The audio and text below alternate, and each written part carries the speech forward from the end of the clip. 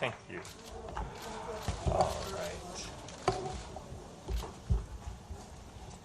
Well, Kayla, Brian, thank you so much for that wonderful introduction and those opening remarks. I am so sorry about your grandfather. I know what a tremendous loss that must have been for you and your family, but I so applaud you and your mom and the rest of your family being out here to help more people learn about vaccination so they can get protected. Thank you so much.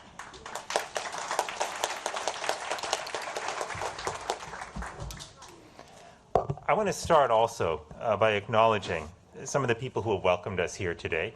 Mr. Mark Wallace, the CEO of Texas Children's Hospital, as well as the rest of the leadership and staff at Texas Children's, the nurses and doctors, the therapists, the technicians, the receptionists, the maintenance staff. I mention all of them because all of them are a critical part of making this organization work, which has served so many children. So thank you all for your heroic work and for welcoming us today.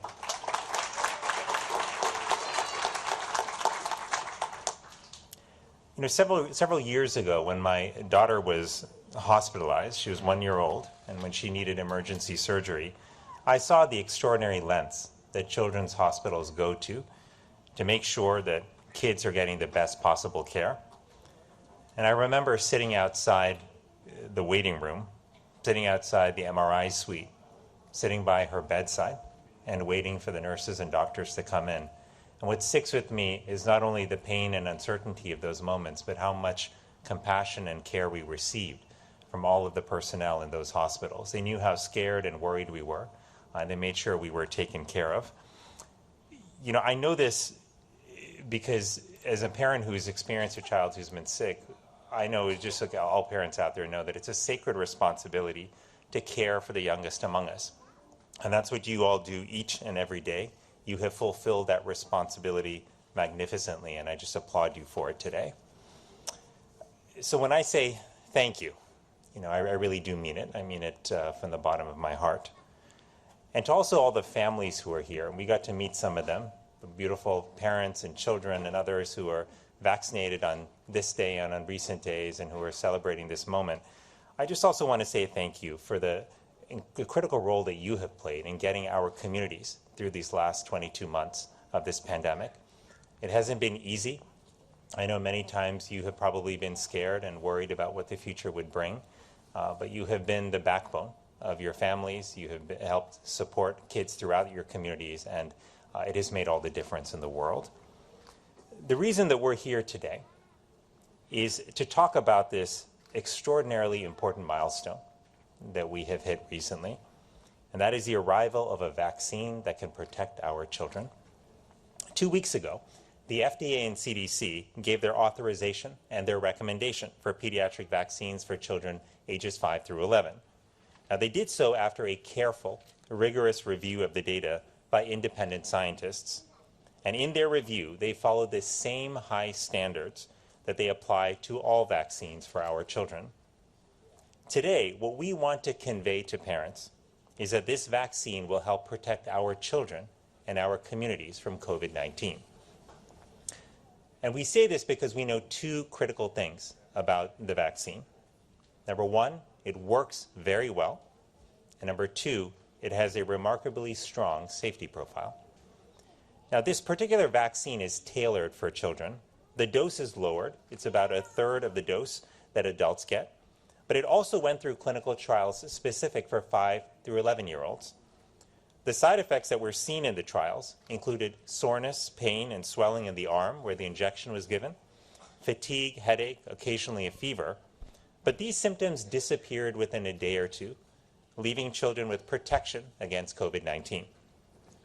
Very importantly, in the trials, they saw no serious adverse effects from the vaccine. Now, what about the effectiveness of the vaccine?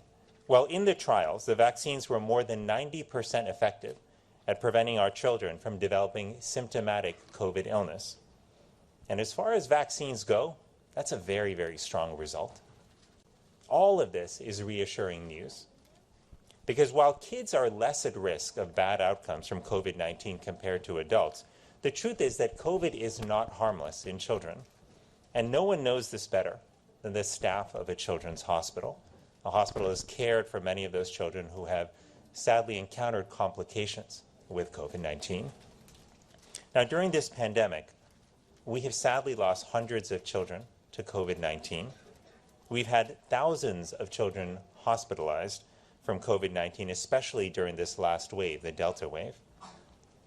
And in addition to all of this, as heartbreaking as this price has been, our kids have also sustained the social and emotional impact of COVID-19. Schools, sports, art programs have been disrupted. Many of our kids have missed out on time with their grandparents, their friends, and other family members. And many kids are struggling now with anxiety, depression, and loneliness.